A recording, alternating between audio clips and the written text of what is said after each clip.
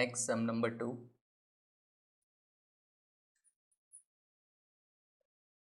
The following are the balance sheets of A Limited and B Limited as on 31st March 2014. Balance sheet में liability side first share capital जिसमें equity shares of ₹10 each fully paid up, 12% preference shares of ₹10 each, general reserve दिया है, investment allowance reserve, profit and loss account 12% debentures, creditors and bills payable. Asset side first fix assets, stock, debtors and bank balance. Okay, इतनी information है balance sheet में. A limited decided to take over B limited on 1 April 2014. A limited ने decide किया B limited को take over करेंगे on 1 April 2014. मतलब A limited purchasing company होगी, B limited vendor company. On following terms, क्या terms रखी उसमें? First, A limited will issue 70,000 equity shares of ₹10 each fully paid to share holders of B limited. 70,000 equity shares issue करने at ₹10 each. Okay, B limited को issue करने. A Limited will issue 2,200 12% preference shares of ₹100 to preference shares of B Limited. preference shaare holders को 2,200 preference shares issue करने, 12% के ही रखने. Old भी 12% ही थे balance sheet में, बट ₹100 का शेयर होगा. Debentures of B limited will be exchange for 15% new debentures so that they will get the same income. यहाँ पर आपको जो डिबेंचर्स हैं 12% डिबेंचर्स दिए बी लिमिटेड के, देखे हम लोग बैलेंस शीट में, तो 50,000 रुपीज़ के डिबेंचर्स है.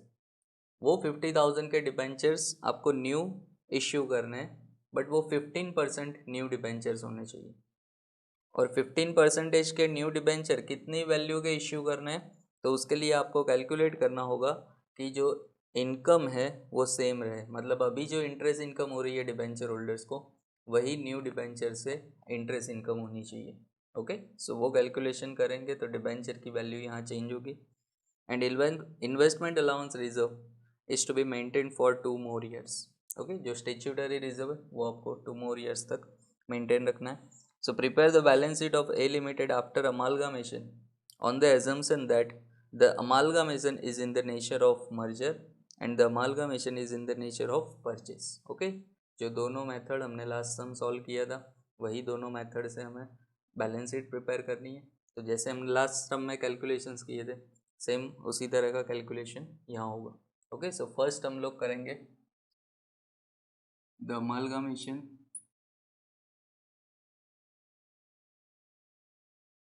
is in the nature of merger.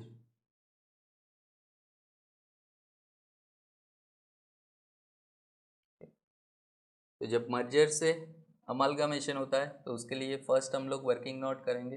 और वर्किंग नोट में सबसे पहले हम लोग कैलकुलेट करते total share capital issued by purchasing company. Okay, so here purchasing company is A Limited. So total share capital कितनी इश्यू की है A Limited ने, तो उसके लिए हमारे पास point number first and second है. फर्स्ट पॉइंट में बताया कि A Limited will issue 70,000 equity shares of ₹10 each. तो first equity share capital 70,000 shares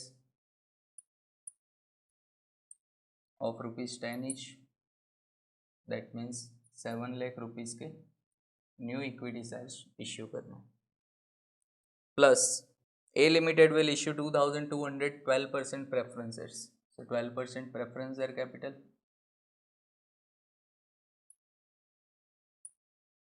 2,200 shares of ₹100 each. That means 2,20,000. So total यहाँ शेयर कैपिटल जो इश्यूड की है A Limited ने 9,20,000. ओके, ये total capital issued by A Limited to B Limited vendor company को जो issue किया, उसमें से हम लोग लेस करेंगे total share capital taken over by A Limited. पर जो परचेसिंग कंपनी ने टोटल कैपिटल टेक ओवर की है, तो जो ओल्ड बैलेंस शीट में हमें वैल्यू दी है इक्विटी शेयर कैपिटल देखे हम लोग, बी लिमिटेड के इक्विटी शेयर होल्डर्स थे 6 लाख रुपीज़, तो एक इक्विटी शेयर कैपिटल जो टेक ओवर की बी लिमिटेड की 6 लाख रुपीज़ की, plus 12% preference share capital, 12% preference share capital, उसकी वैल्यू हम लोग देखें तो बी लिमिटेड की 2 lakh rupees value. That means total जो कैपिटल टेक ओवर की वो 8 लाख रुपीज़ की थी, पर बी लिमिटेड की टोटल कैपिटल 8 लाख थी। सामने न्यू कैपिटल इश्यू की ये लिमिटेड ने 9,20,000, मतलब कि 1,20,000 एक्सेस कैपिटल इश्यू की, और ये अमाउंट हम लोग ट्रांसफ़र करेंगे जनरल रिजर्व में। तो इसे हम लोग ट्रांसफ़र करें जनरल रिजर्व में 1,20,000। ओके, अब जनरल रिजर्व में से हमें पे करना है 1,20,000, तो बैलेंस फाइंड करना होगा जनरल रिजर्व का। पर बैलेंस फाइंड करने से पहले हम लोग यहाँ डिबेंचर की वैल्यू जो चेंज होगी, लास्ट समय हमने इसलिए फाइंड नहीं किया था क्योंकि वहाँ आपको बोला था कि सेम अमाउंट के डिबेंचर्स इश्यू करने, बट यहाँ परसेंटेज चेंज हुए, सो ऑब्वियसली अमाउंट भी चेंज होगी। तो यहाँ सबसे पहले हम लोग फाइंड करेंगे न्यू वैल्यू ऑफ डिबेंचर्स, जो डिबेंचर इश्यू किए ए लिमिटेड ने। तो देखो पॉइंट नंबर 3 में हमें बताया कि debentures of B limited will be exchanged for 15% new debentures so that they will get the same income. 15% के न्यू डिबेंचर्स इश्यू करने। अब ओल्ड डिबेंचर हम लोग देखें तो 12% डिबेंचर्स थे ऑफ ₹50,000, बट तो मतलब कि ओल्ड इनकम कितनी होगी, ओल्ड इंटरेस्ट इनकम 50,000 के डिबेंचर्स थे ओल्ड, और 12% रेट ऑफ इंटरेस्ट था, मतलब कि पहले डिबेंचर होल्डर को ₹6,000 इंटरेस्ट इनकम हो रही थी। ओके, 6,000 रुपीज़ इंटरेस्ट इनकम हो रही थी। अब इंटरेस्ट की इनकम यही रहनी चाहिए, बट परसेंटेज जो आपने न्यू इश्यू किए उसके 15% रखना है। ओके, सो अब हम लोग न्यू वैल्यू फाइंड करें कि परसेंटेज एंड वैल्यू। अब परसेंटेज आपको करना है 15, इंटरेस्ट इनकम 6,000 ही रहनी चाहिए, तो हमें टोटल वैल्यू फाइंड करनी है। So 100 is to how much. Okay, 15% रखना है, इंटरेस्ट इनकम सेम होनी चाहिए, 6,000 जो ओल्ड इनकम थी वही रहनी चाहिए, तो 100 is to how much. So cross multiply करें तो ₹40,000 is the value of new debenture. Okay, तो जो न्यू डिबेंचर्स इश्यू करने हैं आपको वो 40,000 रुपीज़ के इश्यू करने होंगे। तो ओल्ड डिबेंचर होल्डर्स 50,000 के थे, मतलब ओल्ड लायबिलिटी 50,000 थी, debenture is a liability for company, so debenture liability 50,000 थी, बट सामने हमने न्यू डिबेंचर्स इश्यू किया ओनली 40,000 के। दैट मीन्स 10,000 रुपीज़ प्रॉफिट हुआ परचेसिंग कंपनी को। So profit on issue of new debenture, profit on issue of new debentures equal to 50,000 minus 40,000। Okay, old minus new value, so ₹10,000 is the profit, और ये profit हम लोग add करेंगे reserves में, reserve and surplus में। Okay, सो 10,000 rupees profit हुआ। कई बार loss भी हो सकता है, अगर ओल्ड वैल्यू 50,000 है बट आपने न्यू डिबेंचर 60,000 के इश्यू किए तो 10,000 रुपीज़ लॉस होगा, तो लॉस हो तो रिजर्व एंड सरप्लस में से माइनस करेंगे। ओके, प्रॉफिट है सो उसे ऐड करेंगे रिजर्व एंड सरप्लस। तो अब हम लोग फाइंड करेंगे जो बैलेंस है, balance of general reserve.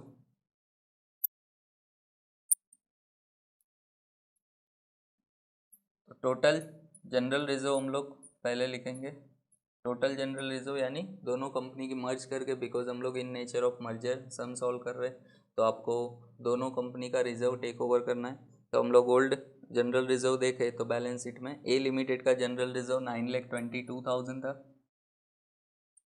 Plus B limited का 1,96,000,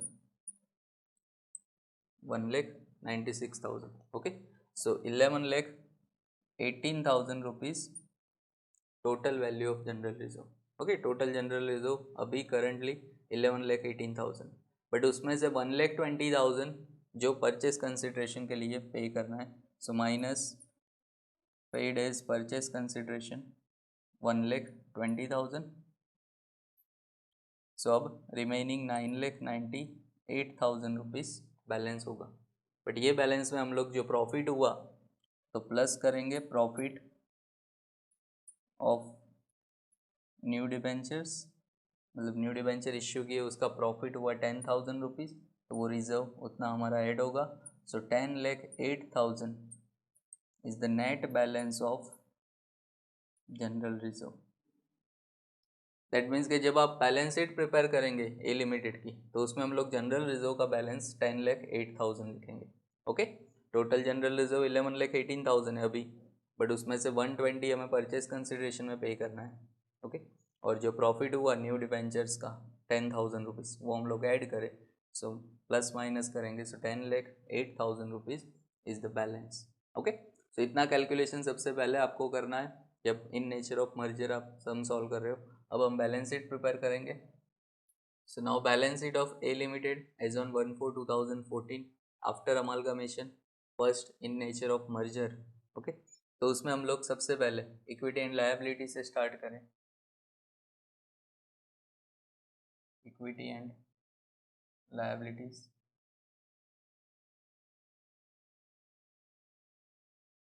जैसा मैंने लास्ट समय बताया था कि जब आप in nature of merger balance sheet prepare करते हो तो जनरली दो ही चेंजेस होंगे लायबिलिटी साइड, एक शेयर कैपिटल में और दूसरा रिजर्व सरप्लस में। पर और यहाँ एक डिबेंचर की वैल्यू भी चेंज हुई है, इसलिए उसकी वैल्यू हम लोग अलग लिखेंगे। ओके, जो न्यू डिबेंचर्स इश्यू की है वो वैल्यू से लिखेंगे। बाकी जितनी भी असेट्स लायबिलिटी है वो सब आपको दोनों कंपनी की टोटल करके लिखनी है। Okay, so first equity and liability side, first share holders fund लिखेंगे। शेयर होल्डर्स फंड, उसमें ए शेयर कैपिटल, यहाँ भी दो टाइप की शेयर कैपिटल है, इक्विटी एंड प्रेफरेंस कैपिटल। उसमें भी ओल्ड कैपिटल जो ए लिमिटेड की है प्लस बी लिमिटेड को जो न्यू इश्यू की, तो वो सब लिखने के लिए हम लोग नोट नंबर 1 प्रिपेयर करेंगे। नोट 1 होगी शेयर कैपिटल। फर्स्ट हम लोग लिखे इक्विटी शेयर कैपिटल, तो इक्विटी शेयर्स ऑफ ₹10 ईच आपको दिया हुआ है। Equity shares of ₹10 each A limited की, जो आपको बैलेंस शीट में से लिखनी है क्योंकि वो परचेसिंग कंपनी है, सो उसकी 16 लाख रुपीज़ इक्विटी कैपिटल थी, प्लस 7 लाख रुपीज़ जो इक्विटी कैपिटल हमने इश्यू की बी लिमिटेड को, तो वो आपको न्यू वैल्यू लिखनी है, पर वो आपको बैलेंस शीट में से नहीं लेनी है। तो 16 lakh plus 7 lakh that is 23 lakh rupees total equity capital. Okay, second 12% preference shares है ऑफ ₹10 ईच, तो 12% प्रेफरेंस शेयर्स ऑफ ₹10 ईच। तो ए लिमिटेड के 12% प्रेफरेंस शेयर्स जो नहीं थे, ज़ीरो थे। ओके, मतलब कि यहाँ ए लिमिटेड के एक भी शेयर नहीं है, बट जो न्यू इश्यू किए वो ₹100 के, तो यहाँ हम लोग 12% प्रेफरेंस शेयर्स लेंगे जो ₹100 के हैं, जो बी लिमिटेड को इश्यू किए 2,20,000। ओके, सो 2,20,000 न्यू प्रेफरेंस शेयर्स जो इश्यू किए, ₹10 के शेयर्स नहीं है। Okay, so total 25,20,000 is the value of share capital. Okay, so total share capital 25,20,000 जो हम लोग लिखेंगे यहाँ बैलेंस शीट। ओके, ये फर्स्ट हुआ शेयर कैपिटल। फिर बी शेयर होल्डर्स फंड में second reserve and surplus. Reserve and surplus के लिए नोट नंबर 2 हमने प्रिपेयर किए। सो रिजर्व एंड सरप्लस में मैंने आपको बताया था जितने भी रिजर्व्स या सरप्लस हो वो सब आपको दोनों कंपनी की प्लस करके लिखना है। ओके, सिर्फ हम लोग यहाँ जनरल रिजर्व का बैलेंस जो हमने फाइंड किया है 10,08,000 वो लिखेंगे, बाकी के जितने रिजर्व्स और सरप्लस है वो हम लोग ऐड करके यहाँ लिखेंगे। ओके, सो फर्स्ट आपको जनरल रिजर्व दिया हुआ है, तो फर्स्ट हम लोग यहाँ लिखेंगे जनरल रिजर्व। जनरल रिजर्व जो हमारे पास वर्किंग नोट में हमने कैलकुलेट किया है, so from working note 10,08,000। Okay, 10,08,000 general reserve. उसके बाद इन्वेस्टमेंट अलाउंस रिजर्व है, तो इन्वेस्टमेंट अलाउंस रिजर्व हम लोग लिखे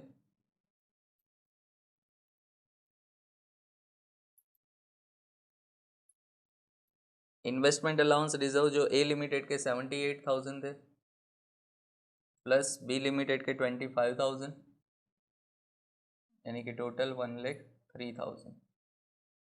okay, investment allowance reserve, statutory reserve है, वो हम लोग दोनों कंपनी का प्लस करके लिखेंगे। Profit and loss account, profit and loss account वो भी हम लोग दोनों कंपनी का मर्ज करके लिखेंगे प्लस करके, बिकॉज हम लोग इन नेचर ऑफ मर्जर प्रिपेयर कर रहे हैं। इन नेचर ऑफ परचेस हो तो आपको सिर्फ परचेसिंग कंपनी के रिजर्व्स लिखने हैं, but in nature of merger में हम लोग दोनों कंपनी के प्लस करके लिखेंगे। सो यहाँ देखें तो profit and loss account 1,12,600 plus 71,000 यानी कि 1,83,600 रुपीज़।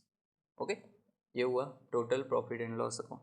सो इतने रिजर्व्स आपको दिए हुए हैं। सो टोटल करें रिजर्व्स का 12,94,600 rupees is the total of reserve and surplus. Okay, और ये हम लोग अमाउंट बैलेंस शीट में लिखेंगे 12,94,600 जो न्यू रिजर्व एंड सरप्लस होगा। ओके, सो ये दोनों में जनरली चेंजेस होता है, एक शेयर कैपिटल में, एक रिजर्व एंड सरप्लस में, तो दोनों की नोट्स हमने प्रिपेयर की। Now second, equity and liability side, non current liabilities. Second non current liabilities होती है, उसके अंदर फर्स्ट लॉन्ग टर्म बोरोइंग। तो लॉन्ग टर्म बोरोइंग्स यहाँ पर आपको दिए हुए 12% डिबेंचर्स ओल्ड थे, पर ए लिमिटेड के कोई डिबेंचर नहीं है, और बी लिमिटेड के 12% की जगह अब हमने जो न्यू इश्यू की है वो 15% हो गए। तो जो आपने न्यू इश्यू की है वही आपको यहाँ लिखना है। सो 15% डिबेंचर्स, और न्यू वैल्यू आई थी 40,000 रुपीज़, तो 40,000 हम लोग यहाँ लिखेंगे। ओके, अब बाकी कोई चेंज नहीं करना है, जो है वो एज इट इज़ दोनों कंपनी का प्लस करके लिखेंगे। So third current liability, current liabilities में ए ट्रेड पेएबल, जिसमें आपको क्रेडिटर्स और बिल्स पेएबल दोनों दिया हुआ है। ट्रेड पेएबल्स, उसके अंदर क्रेडिटर्स, दोनों कंपनी का टोटल क्रेडिटर्स लिखे 2 लाख प्लस 1,40,000 यानी कि 3,40,000। एंड बिल्स पेएबल,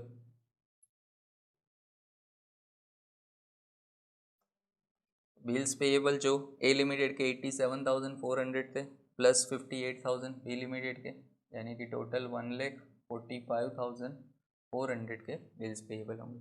ओके, सो ये लायबिलिटी साइड हुआ, इसका टोटल हम लोग लास्ट में करेंगे। उससे पहले असेट्स, तो second part assets. Asset side कोई चेंजेस नहीं होता है जब इन नेचर ऑफ मर्जर आप प्रिपेयर करते हो, तो उसमें फर्स्ट नॉन करंट असेट्स होगी।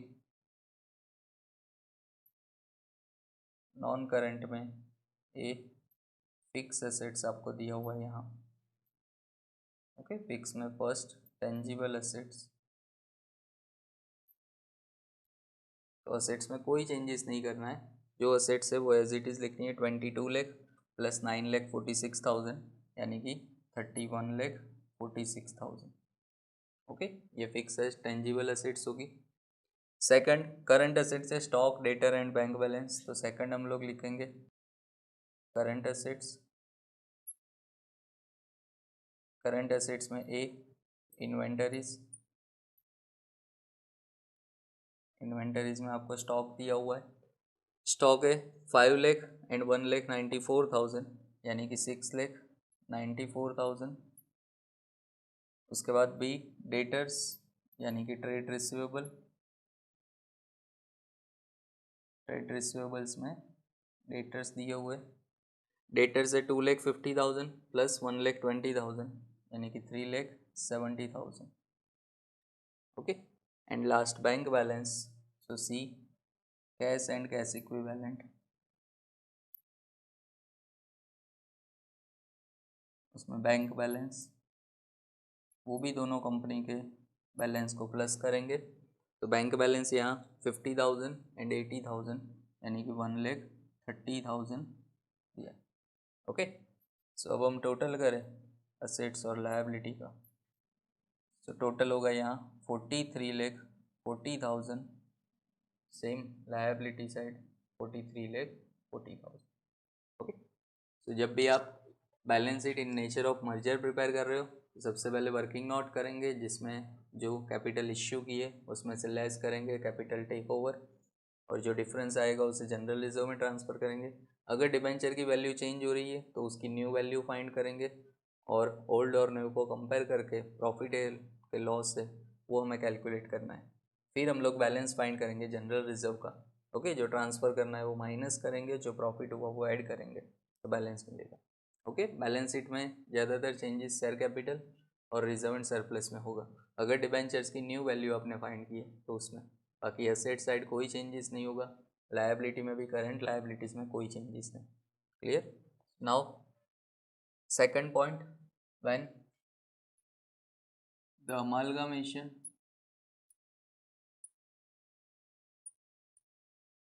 is in the nature of purchase। जब आप सेकंड मेथड से सम सॉल्व करते हो, बैलेंस शीट प्रिपेयर करते हो, तो हमने लास्ट सम में भी देखा था कि balance sheet as it is रहती है, सिर्फ दो जगह चेंजेस होते हैं। एक रिजर्व एंड सरप्लस में चेंज होगा पर उसकी अमाउंट चेंज होगी, और दूसरा हम लोग asset side amalgamation adjustment account prepare करेंगे। ओके, और उसके कैलकुलेशंस चेंज होते। बाकी पूरा आपने जो मर्जर में प्रिपेयर किया एज इट इज़ लिखना है। ओके, सो सबसे पहले हम लोग उसकी वर्किंग नोट करते हैं। इन नेचर ऑफ परचेज से जब आप सॉल्व कर रहे हो तो फर्स्ट आपको फाइंड करना होगा net assets. So calculation of net assets of B limited, और वेंडर कंपनी की हम लोग फाइंड करेंगे नेट एसेट्स। तो उसमें फर्स्ट टोटल एसेट्स से स्टार्ट करें, तो टोटल एसेट्स, एसेट साइड देखे तो फर्स्ट फिक्स एसेट्स है जिसे टेक ओवर कर सकते हैं। ओके, सो फिक्स एसेट्स, जो जो एसेट्स आप टेक ओवर कर सकते हो वो सभी आपको लेनी है, और कोई वैल्यू न्यू आपको दी नहीं है एडजस्टमेंट में, तो बुक वैल्यू ही हम लोग कंसिडर करेंगे। So first fix assets 9,46,000 B limited की दिखनी है। उसके बाद स्टॉक दिया हुआ है, स्टॉक करंट एसेट है तो उसे भी टेक ओवर कर सकते हैं। Stock rupees 1,94,000। Okay, then debtors 1,20,000, तो डेटर्स लिखेंगे 1,20,000। And last bank balance 80,000, so वो भी टेक ओवर होता है because it is also current asset. So bank balance 80,000। Okay, so हमने देखा ऑलमोस्ट सारी एसेट्स हम लोग टेक ओवर कर रहे हैं। सो टोटल एसेट्स होगी 13,40,000, दैट इज टोटल एसेट्स। उसमें से लेस करें हम लोग टोटल लायबिलिटीज़। अब लायबिलिटी साइड हम चेक करेंगे कौन कौन सी लायबिलिटी टेक ओवर हो सकती है।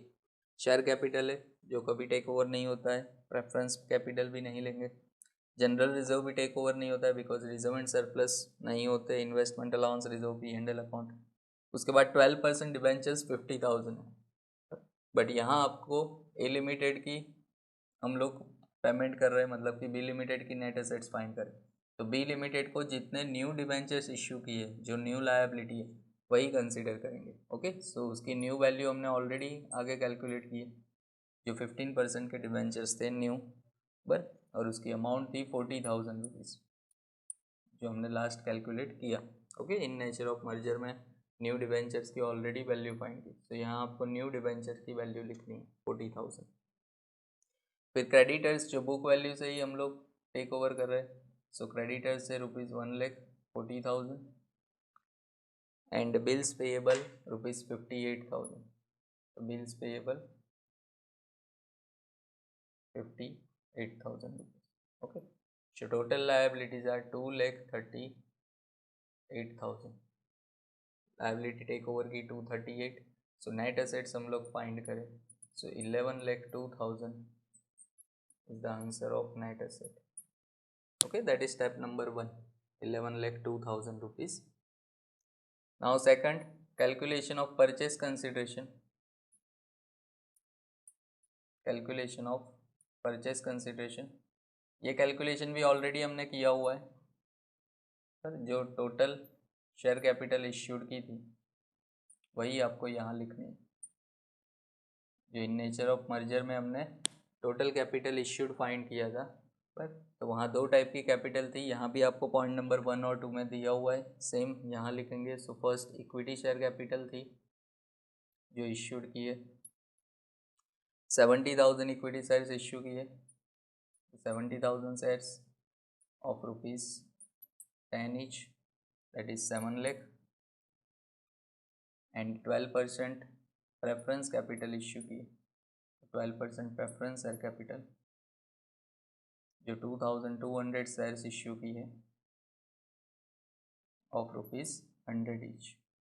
ओके, तो यहाँ 2,20,000 यानी कि 9,20,000 total value of purchase consideration. That is step number 2, calculation of purchase consideration, जो आपने इन नेचर ऑफ मर्जर में शेयर कैपिटल इश्यूड फाइंड की थी वही यहाँ होगी। और थर्ड स्टेप होगा गुडविल और कैपिटल रिजर्व। गुडविल और कैपिटल रिजर्व, तो यहाँ हम चेक करें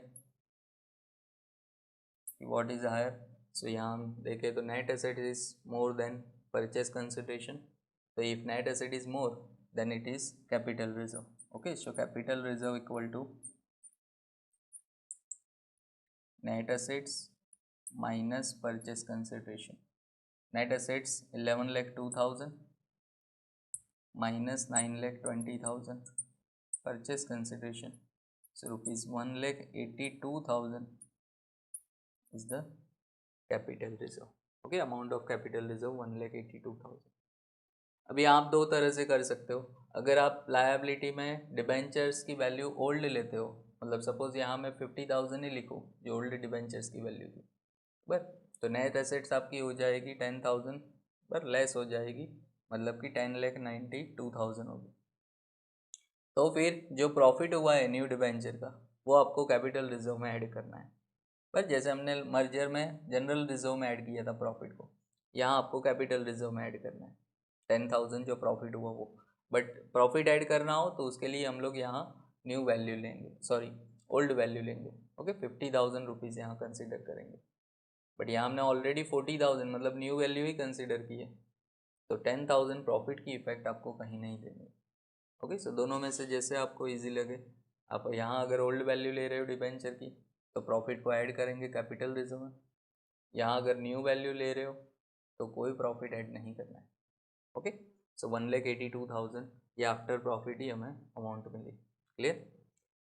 सो अब ये कैलकुलेशन किया, इसके बेस पे हम लोग बैलेंस शीट प्रिपेयर करेंगे। बैलेंस शीट में जैसा देखा हमने कि सिर्फ रिजर्व एंड सरप्लस चेंज होगा, और असेट साइड हम लोग अमालगमेशन एडजस्टमेंट अकाउंट बनाएंगे जिसमें हम लोग स्टैट्यूटरी रिजर्व्स लिखते हैं वेंडर कंपनी के। ओके, तो यहाँ हम लोग सबसे पहले शेयर कैपिटल जो एज इट इज़ रहेगी उसकी नोट्स भी सेम, क्योंकि न्यू शेयर्स सेम ही है 7 लाख 2,20,000, तो वो हमने ऐड की है। और 16 लाख जो इक्विटी शेयर्स थे ए लिमिटेड के, मतलब 25,20,000। रिजर्व एंड सरप्लस में आपको चेंज करना है बिकॉज यहाँ हम लोग जो रिजर्व्स लेंगे वो सिर्फ परचेसिंग कंपनी के कंसिडर करेंगे। Okay, so reserves and surplus में फर्स्ट जनरल रिजर्व आपको दिया हुआ है, तो जनरल रिजर्व हम लोग बैलेंस शीट में से ले, बट ओनली परचेसिंग कंपनी के, because in nature of purchase में सिर्फ परचेसिंग कंपनी के रिजर्व्स लेते हैं। 9,22,000 जो रिजर्व है जनरल रिजर्व। उसके बाद कैपिटल रिजर्व आया 1,82,000, वो भी परचेसिंग कंपनी का है, तो कैपिटल रिजर्व यहाँ हम लोग ऐड करेंगे 1,82,000। फिर इन्वेस्टमेंट अलाउंस रिजर्व है। अब इन्वेस्टमेंट अलाउंस रिजर्व जो है वो स्टैट्यूटरी रिजर्व होता है, तो इन्वेस्टमेंट अलाउंस रिजर्व हम लोग दोनों कंपनी के लेंगे बिकॉज वो वेंडर कंपनी का भी मेंटेन कर रखना है आपको 2 ईयर्स तक। ओके, सो दोनों कंपनी के 78,000 प्लस 25,000, बाकी के जितने रिजर्व्स हो वो सिर्फ आपको परचेसिंग कंपनी के लेने, बट स्टैट्यूटरी रिजर्व हम लोग दोनों कंपनी के लेंगे, तो 1,03,000 rupees. Then next profit and loss account. Profit and loss account हम लोग देखें तो वहाँ भी आपको प्रॉफिट एंड लॉस अकाउंट सिर्फ परचेसिंग कंपनी का ही कंसीडर करना है। ओके, वेंडर कंपनी का नहीं लेंगे। So profit and loss account 1,12,600। तो इतने reserve and surplus statutory reserve के अलावा जितने भी रिजर्व है वो सब हम लोग ओनली परचेसिंग कंपनी के कंसीडर करेंगे। तो सो यहाँ टोटल करें 13,19,600 is the total reserve and surplus. Okay, so यहाँ चेंज होगा, जो इन मर्जर में हमारा आंसर था 12,94,600, वो चेंज हुआ 13,19,600, 25,000 इंक्रीज हुआ, और वो 25,000 है जो investment allowance reserve vendor company के है। पर बाकी जितनी भी लायबिलिटीज़ है वो एज इट इज़ जो मर्जर में हमने लिखी थी, डिबेंचर्स न्यू वैल्यू से लिखने हैं 40,000, क्रेडिटर्स बिल्स पेएबल दोनों कंपनी का प्लस करके लिखेंगे। बट असेट साइड देखें तो नॉन करंट में फिक्स टेंजिबल असेट सेम रहेगी, बट नॉन करंट असेट्स में हमें सेकंड ऐड करना है यहाँ, other non current assets. Okay, other non current assets लिखेंगे जिसमें अमालगामेशन एडजस्टमेंट अकाउंट हम लोग लिखते हैं। So other non current assets में अमालगामेशन एडजस्टमेंट अकाउंट, उसके लिए हमने जो नोट नंबर 3 प्रिपेयर की है, और उसके अंदर हम लोग क्या लिखेंगे, तो सिर्फ investment allowance reserve, investment allowance reserve of B limited, मतलब कि वेंडर कंपनी का, वेंडर कंपनी के इन्वेस्टमेंट रिजर्व एक ही स्टेचुटरी रिजर्व है, तो टोटल 25,000 जो अमालगामेशन एडजस्टमेंट अकाउंट होगा। ओके, सो अब हम लोग टोटल करें बैलेंस शीट का, so 43,65,000 is the total of balance sheet. So last in nature of merger में 43,40,000 टोटल आया था, जो दोनों कंपनी की क्वेश्चन में बैलेंस शीट दी है उसी का टोटल होता है 30 लाख और 13,40,000 है, तो 43,40,000 जो इन नेचर ऑफ मर्जर में आया। But in nature of purchase में अमालगामेशन एडजस्टमेंट की जो अमाउंट है उतना टोटल आपका चेंज होगा, क्योंकि दोनों साइड हम लोग वो ऐड करते हैं। पर तो एक रिजर्व एंड सरप्लस में चेंजेस करना है, दूसरा अमालगामेशन एडजस्टमेंट अकाउंट। तो ये जो आपने टीवाई में सीखा हुआ था इन nature of purchase, in nature of merger, वही यहाँ हमने रिवाइज किया है। दोनों सम टीवाई के जैसे ही थे, पर कोई चेंजेस नहीं है। बट इस चैप्टर में एक दो और न्यू टॉपिक्स है, और जिसके रिलेटेड सम हम लोग आगे सॉल्व करेंगे।